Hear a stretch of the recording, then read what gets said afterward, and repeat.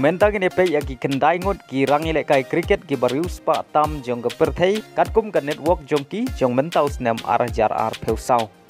Ubadon ha kerdan ke bakendai udai Usain Watson udai rangi le kai cricket jong keri Australia bolai syong thai ka jingdon Pisa jong Usain Watson kalong sau peu million US dollar.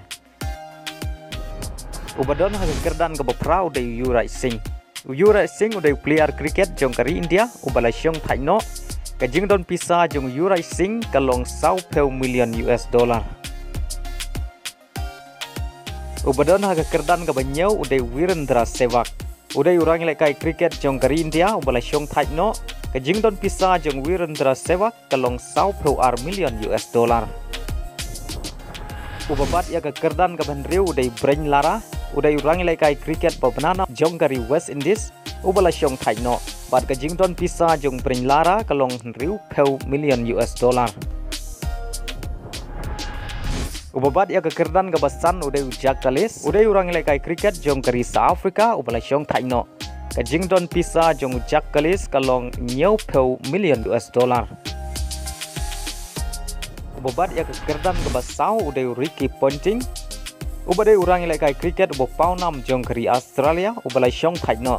Kajing don Pisa jong Ricky Ponting kalong 6 million US dollar.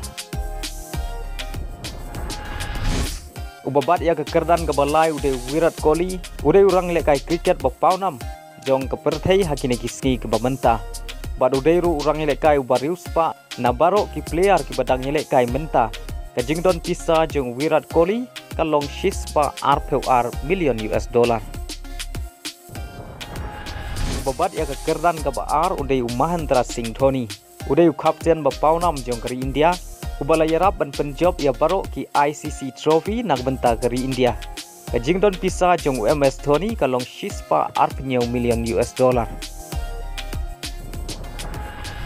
Babat ya kekerdan meningkong udai urang lekai bapau nam jong kajing lekai cricket ha baro koi ke perthei uta udai Sachin Tendulkar. Kajing don Pisa jong Sachin Tendulkar kalong hadu 6 million US dollar.